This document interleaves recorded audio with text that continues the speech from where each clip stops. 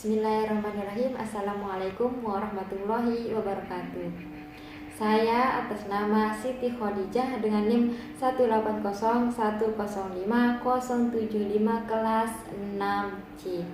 Baik, di sini saya akan menjelaskan tentang peranata sosial dalam masyarakat.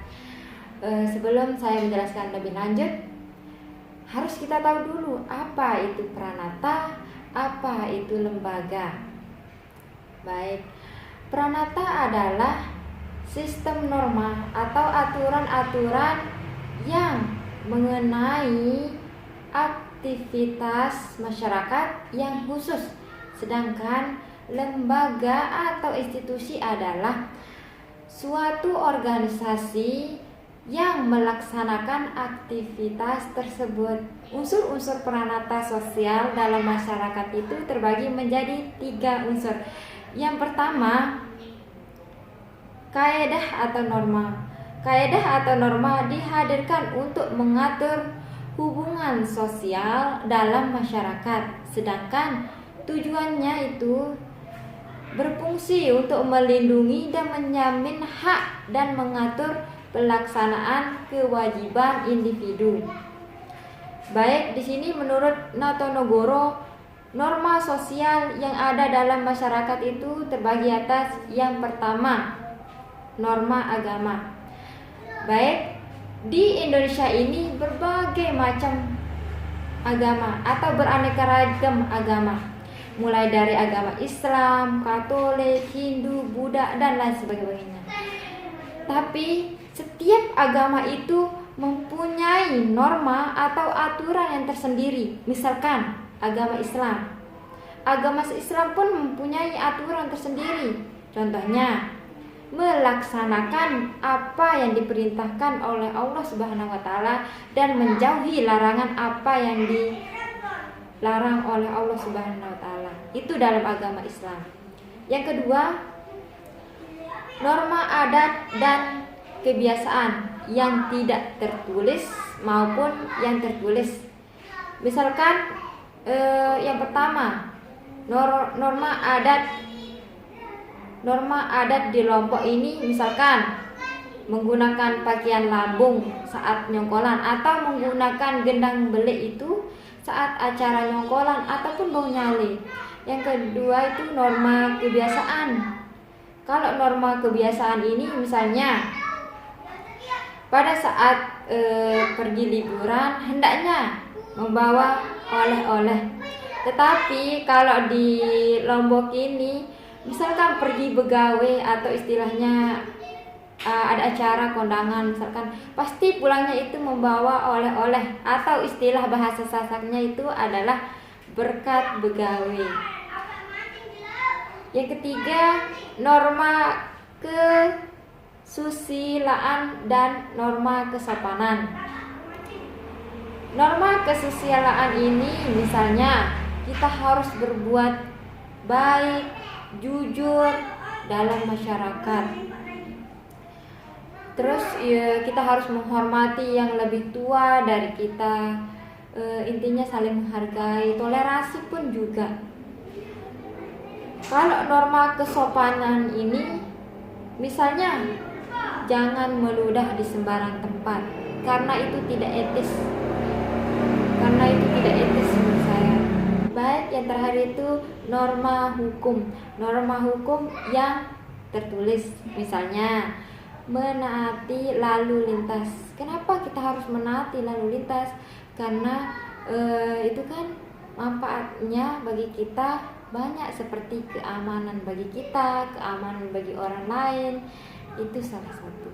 Baik, kita lanjut ke unsur-unsur peranata sosial dalam masyarakat yang kedua, yaitu lembaga sosial. Baik, di sini lembaga sosial adalah institusi masyarakat yang mewadahi kegiatan pengaturan pemenuhan kebutuhan pokok masyarakat, baik itu dari bidang kesehatan, pendidikan, politik, ekonomi, dan masih banyak lagi.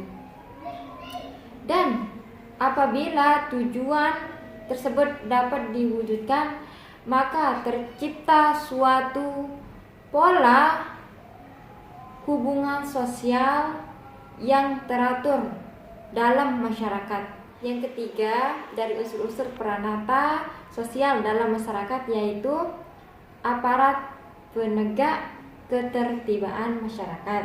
Nah, di sini pemegang kedaulatan itu tugasnya itu untuk mengeluarkan perintah-perintah yang merupakan hukum. Karakteristik dari peranata sosial itu ada 6. Pertama, memiliki simbol. Ini ciri khusus dari peranata. Misalnya, dalam peranata keluarga terdapat simbol cincin misalnya. Misalkan dalam peranata politik itu terdapat logo-logo. Nah, itu termasuk peranata sosial yang karakteristiknya itu simbol. Yang kedua yaitu memiliki tata tertib dan tradisi. Nah, ini yang bisa dijadikan oleh pedoman. Maksudnya ini yang bisa dijadikan pedoman. Misalkan dalam peranata agama. Dalam peranata agama itu kan terdapat aturan bagaimana kita melaksanakan ibadah dengan benar. Nah, itu sebagai pedoman kita itu. Yang ketiga, memiliki ideologi. Nah, dimiliki secara bersama dan dianggap ideal oleh anggota masyarakat yang ada di dalamnya. Misalkan Pancasila. Nah, Pancasila ini kan pedoman hidup bangsa dan bernegara. Yang keempat, memiliki daya tahan. Setiap peranata sosial yang terbentuk tidak akan hilang begitu saja. Nah, adanya adat istiadat yang dijadikan pedoman perilaku dalam kehidupan masyarakat. Adat istiadat tidak mudah hilang karena selalu diwariskan secara turun-temurun dari generasi ke generasi. Misalnya seperti bahasa misalkan seperti bahasa Sasak. Ini kan dari dulu sampai sekarang itu kan diwariskan. Nah, sampai sekarang pun itu bahasa Sasak itu menjadi suatu memiliki daya tahan bagi peranata sosial itu. Yang kelima, memiliki usia lebih lama. Setiap peranata sosial pada umumnya memiliki usia lebih lama daripada usia manusia. Hal ini banyak dibuktikan dengan banyaknya peranata sosial yang diwariskan dari generasi ke generasi. Misalkan peranata keluarga. Misalkan di Sasak ini, di susu Sasak ini masih digunakan sistem misalnya ini kalau dia menikah ini misalkan kalau menikah kan tradisinya di sini tuh diculik. Yang diculik itu mempelai perempuan. Nah, itu kan usia lebih lama itu dari Papuk Balok sana-sananya itu buyut itu sudah tradisinya itu seperti itu. Nah, sampai sekarang pun masih diterapkan itu. Yang terakhir, memiliki alat kelengkapan. Nah, setiap peranata sosial memiliki alat kelengkapan yang digunakan untuk mewujudkan peranata dari sosial tersebut. Misalkan gini, traktor itu kan dalam peranata ekonomi. Nah, butuh juga itu walaupun petani itu sangat butuh yang namanya traktor. Macam-macam peranata sosial. Baik, macam-macam peranata sosial ini ada 8 macam.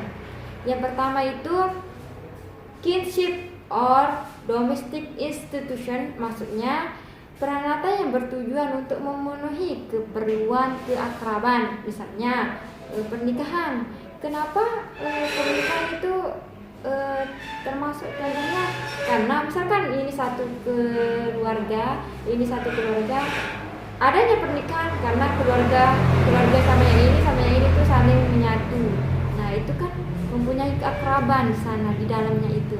Nah yang kedua, ekonomi institution, maksudnya ini pranata yang bertujuan untuk memenuhi keperluan untuk mata pencarian hidup, misalnya seperti pertanian, itu kan bukannya ya untuk hidup dirinya sendiri tapi orang lain itu. Yang ketiga, educational institution, ini maksudnya pranata yang bertujuan untuk memenuhi keperluan dan pendidikan manusia supaya menjadi anggota masyarakat yang berguna. Misalnya adanya perpustakaan keliling.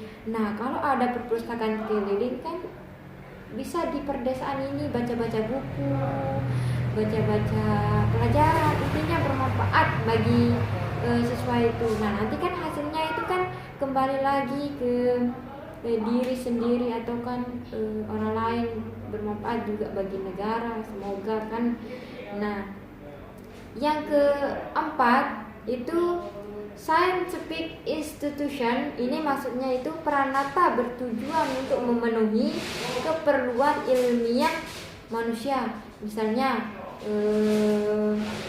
metodologi ilmiah, terus adanya penelitian gitu. Terus yang kelima, aesthetic and recreational institution, maksudnya ini pranata yang bertujuan untuk memenuhi keperluan manusia dalam menghayati keindahan. Nah, kalau menghayati keindahan ini dari segi seni ya, misalnya seni rupa, seni lukis, itu kan termasuk keindahan yang kita lihat itu. Nah, terus yang keenam yaitu religious institution. Nah, maksudnya ini pranata yang bertujuan memenuhi keperluan manusia untuk berhubungan dengan Tuhan atau alam gaib bagi penganut aliran kepercayaan. Nah, contohnya ini kan banyak, ada dakwah misalnya, itu salah satu contohnya. Yang ketujuh yaitu political institution, maksudnya ini pranata yang bertujuan untuk memenuhi keperluan manusia untuk mengatur mengelola keseimbangan kekuasaan dalam kehidupan masyarakat, misalnya demokrasi itu contohnya. Yang kedelapan itu somatic institution, maksudnya ini pranata yang bertujuan untuk memenuhi keperluan kesehatan fisik dan mental, misalnya pemeliharaan kesehatan. Nah, selanjutnya yang terakhir, status sosial. Status merupakan satu posisi dalam pola tertentu, maksudnya posisi polarisasi yang terdapat pola tingkah laku yang bersifat timbal balik.